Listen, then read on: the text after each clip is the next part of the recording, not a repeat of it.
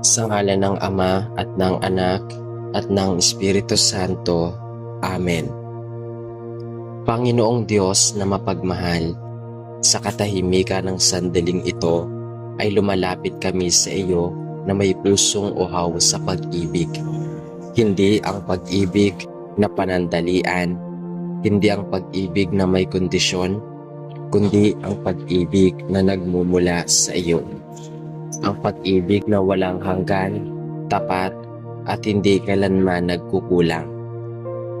Ikaw ang pinagmula ng tunay na pag-ibig, sapagkat ikaw ay pag-ibig mismo. Sa iyong presensya, natututo kaming magmahal, hindi lamang sa salita, kundi sa gawa. Hindi lamang sa pakiramdam, kundi sa sakripisyo. Hindi lamang kapag madali, kundi lalo na kapag mahirap. Sa gabing ito o sa sandaling ito ng panalangin, hinihiling namin na balutin mo ang aming puso ng iyong banal na pag-ibig upang ang bawat tibok nito ay maging awit ng pasasalamat at pagsunod sa iyo. Panginoon, maraming sugat ang aming puso. Mga sugat na dulot ng pagkabigo, pagtataksil, pagkukulang, at mga salitang binitawan na kailanman hindi na mababawi. May mga pag-ibig kaming ibinigay ng buong buo, ngunit hindi maibalik. May mga pangarap kaming pinagkatiwala, ngunit nauwi sa luha. May mga taong minahal namin ng tapat, ngunit iniwan kaming wasak. Sa gitna ng lahat ng ito, Panginoon, minsan ay natatakot na kaming magmahal muli, natatakot kaming magtiwala, natatakot kaming magbukas ng puso. Natatakot kaming masaktan muli. Ngunit sa oras na ito, inilalapit namin sa iyo ang lahat ng takot na ito. Ilumin mo kami, O Diyos. Pahiramin mo ng iyong pag-ibig ang bawat sugat ng aming puso. At ipaalala mo na ang pag-ibig na nagmumula sa iyo ay hindi kailanman mananakit, kundi magpapalaya. Turuan mo kami, Panginoon, na unawain ang tunay na kahulugan ng pag-ibig. Hindi lamang ito kilig, hindi lamang ito saya, at hindi lamang ito pagtanggap. Ang pag-ibig ay pagtitiis kapag mahirap na, pagpapatawad kahit masakit, at pananatili kahit may dahilan para umalis. Bigyan mo kami ng pusong marunong umunawa, pusong marunong makinig, at pusong marunong maghintay. Alisin mo sa amin ang pag-ibig na makasarili, ang pag-ibig na inuuna ang sarili, ang pag-ibig na humihingi ngunit ayaw magbigay, ang pag-ibig na kontrolado ng galit at pride. Palitan mo ito ng pag-ibig na mapagpakumbaba, mapagbigay, at handang magsakripisyo gaya ng pag-ibig na ipinakita mo sa amin sa krus. Panginoon, ipinapanalangin namin ang pag-ibig sa loob ng aming pamilya. Sa bawat tahanan na may alitan, dalhin mo ang kapayapaan. Sa bawat magulang na pagod na magmahal, palakasin mo sila. Sa bawat anak na naghahanap ng atensyon at pag-aaruga, ipadama mo sa kanila ang iyong presensya. Kung may mga salitang nakasakit, ikaw ang maghilom. Kung may mga pagkukulang, ikaw ang magpuno.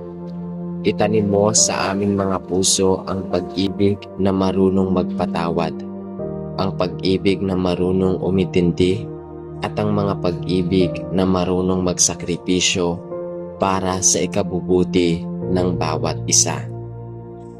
Naway ang aming mga tahanan ay maging salamin ng iyong pagmamahal, tahanan ng paggalang, pagtanggap, at walang sawang pag-aaruga.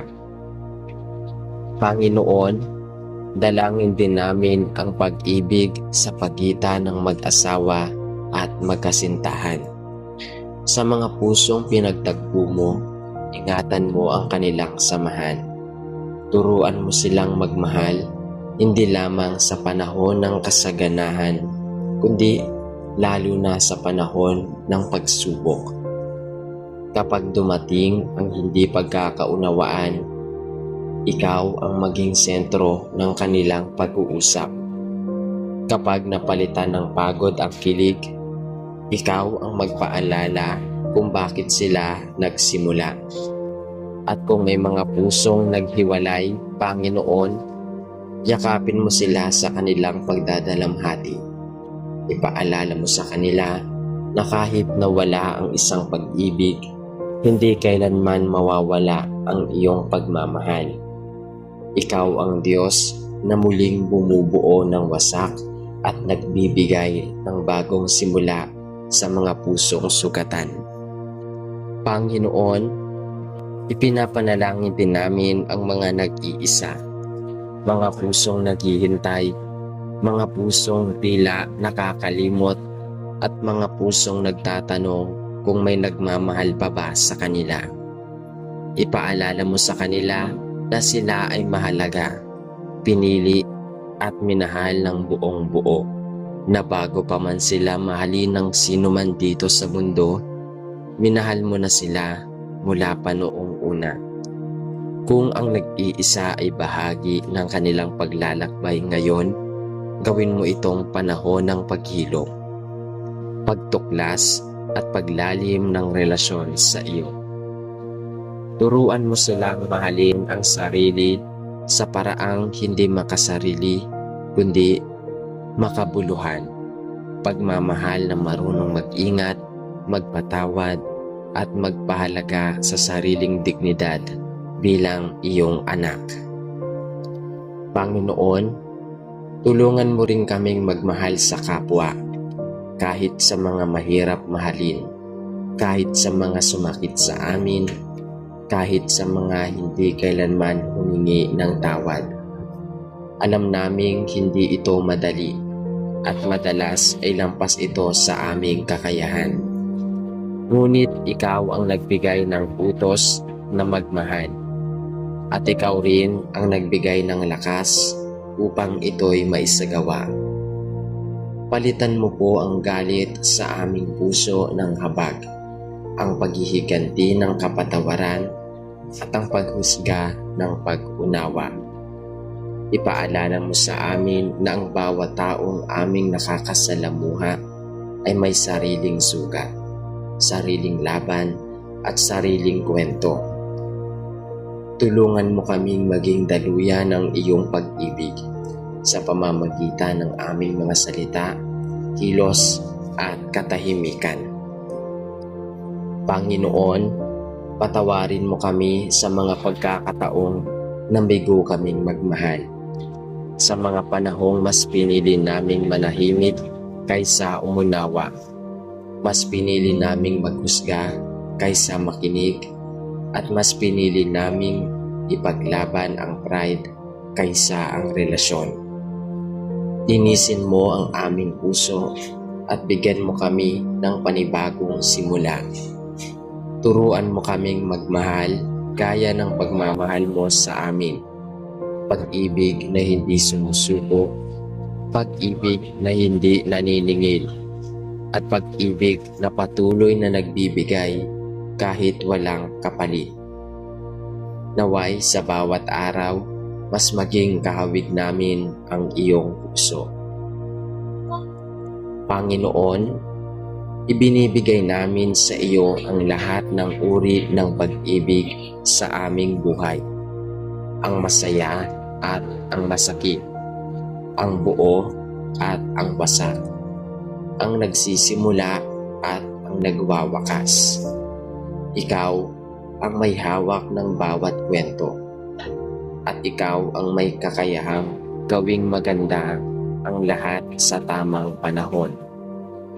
Patuloy mo kaming akayin sa landas ng pag-ibig na nagpapadala sa iyo ng kaluwalhatian.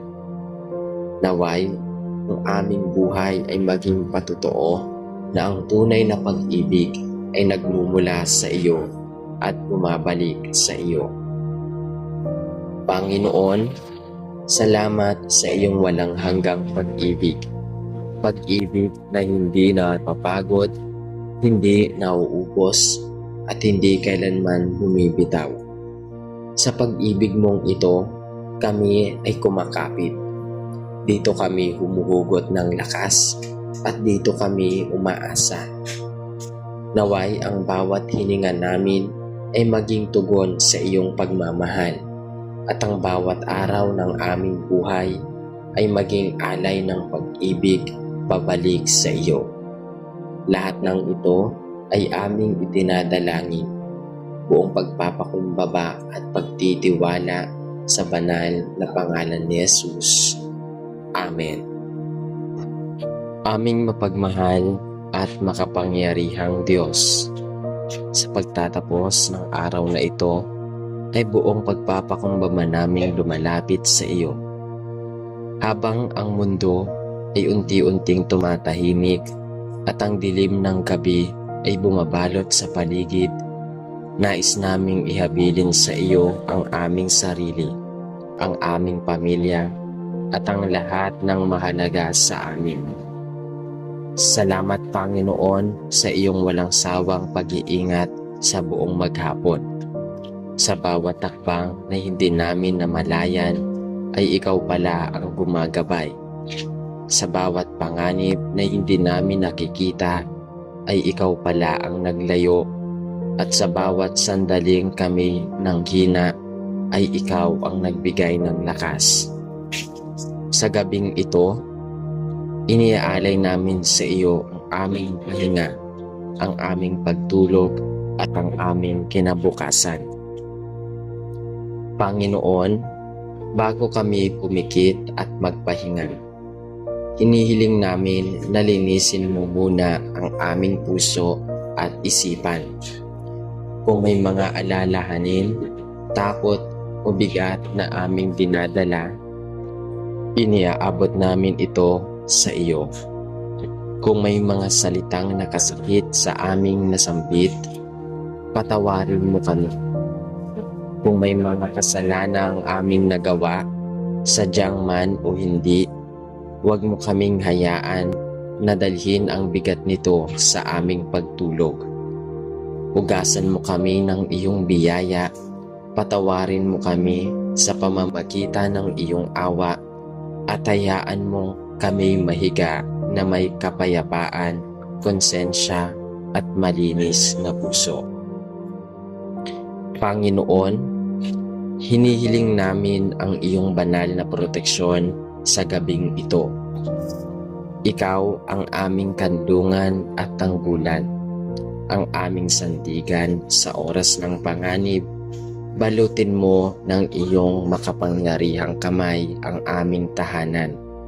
Ilagay mo ang iyong banal na presensya sa bawat sulok ng aming bahay, sa mga pintuan ng bintana, sa mga silid at pasilyo, sa bawat lugar na aming tinatahanan. Naway walang maging anumang masama ang makapasok, anumang kapahamakan, aksidente, sakuna o masamang balak. Ikaw ang aming bantay sa gabi. Ikaw ang hindi natutulog at hindi napapagod. Panginoon, protektahan mo kami laban sa lahat ng uri ng kapahamakan, nakikita man o hindi. Ilayo mo kami sa aksidente, sunog, lindol, baha, at anumang sakunang maaaring mangyari habang kami natutulog. Ilayo mo kami sa mga taong may masamang hangarin, sa mga magnanakaw, at sa anumang uri ng kaharasan. Ngunit higit sa lahat, Panginoon, ipagsalanggalang mo kami laban sa mga bagay na hindi namin kayang ipaglaban sa aming sarili. Laban sa takot na bumabalot sa aming isipan, laban sa pangamba na gumugulo sa aming tahanan, at laban sa mga espiritual na laban na hindi namin lubos na nauunawaan. Panginoon, ipinagkakatiwala namin sa iyo ang aming isipan habang kami natutulog. Kung may mga bangungot, masasamang panaginip o bigla ang takot na karaniwang sumisira sa aming tahanan, inihiling namin na ikaw ang pumalit sa mga ito ng kapayapaan. Naway ang aming tulog ay maging mahimbing, payapa at puspos ng iyong presensya. Kung kami man ay magising sa kalagitnaan ng gabi, nahayaan mong ang una naming maramdaman ay ang iyong katiwasayan, hindi ang pangamba. Ikaw ang Diyos na nagbibigay ng pahinga sa mga napapagod at kapayapaan sa mga nababalisa. Panginoon, isinasamo rin namin ang iyong proteksyon sa aming katawan. Ikaw ang dakilang manggagamot at ikaw ang may kontrol sa bawat pintig ng aming puso at sa bawat paghinga kung may karamdaman kaming dinadala, pisikal man, emosyonal o mental. Hinihiling namin na hawakan mo kami ngayong gabi. Habang kami nagpapahinga, hayaan mong ang aming katawan ay makaranas ng paggaling. Ang aming isipan ay makaranas ng katahimikan at ang aming kaluluwa ay makaranas ng panibagong lakas. Alisin mo ang anumang kirot, sakit o panghihina na pumipigil sa aming maayos na pagtulog. Panginoon, ipinagdarasal namin ang aming pamilya at ang mga mahal sa buhay. Kahit hindi kami magkakasama sa iisang lugar ngayong gabi, iisa lamang ang aming hinihiling. Ang iyong proteksyon ay mapasa kanila rin. Bantayan mo ang aming mga magulang, mga anak, mga kapatid at mga kaibigan. Sa mga naglalakbay, ikaw ang mag-ingat sa kanilang biyahe. Sa mga nagtatrabaho sa gabi, ikaw ang magbigay ng lakas at kaligtasan. Sa mga nag-iisa at tahimik na lumuluha, ikaw ang maging kaagapay at sandigan. Walang sino man sa kanila ang lampas sa iyong pagtingin at pag-aaruga. Panginoon, alam naming ang gabi ay maaaring maging mahirap para sa ilan. Oras ng katahimikan kung kailan mas lumalakas ang boses ng kalungkutan, takot at pangungulila. Kaya sa gabing ito, hinihiling namin na punuin mo ang bawat puso ng iyong liwanag. Kung may mga pusong sugatan, ikaw ang maghilom. Kung may mga pusong pagod na, ikaw ang magpahinga sa kanila. Kung may mga pusong nawawala ng pag-asa, ikaw ang magbigay ng bagong lakas at dahilan upang magpatuloy. Panginoon, ipinagkakatiwala namin sa iyo aming kinabukasan bago kami matulog. Ang mga problemang hindi pa nasusolusyonan, mga desisyong kailangan gawin, at mga hamong aming kakaharapin bukas. Lahat ng ito ay inaaabot namin sa iyo. Ayaw na naming dalhin ang bigat ng bukas sa aming pagtulog ngayon. Turuan mo kaming magtiwala na ikaw ang mauuna sa amin sa bawat araw, na habang kami nagpapahinga, ikaw ang patuloy na kumikilos para sa aming ikabubuti. Panginoon, balutin mo rin kami ng iyong kapatawaran at turuan mo kaming magpatawad. Kung may mga taong nakasakit sa amin ngayong araw, ayaw naming matulog na may galit sa aming puso. Palayain mo kami mula sa bigat ng hinanakit. Bigyan mo kami ng pusong marunong magpatawad, hindi dahil madali, kundi dahil ikaw ang unang nagpatawad sa amin. Naway ang aming pagdulog ay maging tanda ng aming pagsuko. Pagsuko ng galit, pagsuko ng sakit, at pagsuko ng lahat sa iyo. Panginoon, tinatanggap namin ang kapayapaang nagmumula sa iyo. Kapayapaang hindi kayang ibigay ng mundo at hindi kayang agawin ng anumang takot. Sa iyong kamay namin inihahabilin ang aming gabi, ang aming pagtulog at ang aming buhay. Naway kami magising bukas na may panibagong lakas, malinaw na isipan at pusong puno ng pasasalamat. Lahat ng ito ay aming idinadalangin sa banal, makapangyarihan at mapagligtas na pangalan ni Jesus. Amen. Sa ngalan ng Ama at ng Anak at ng Espiritu Santo. Amen.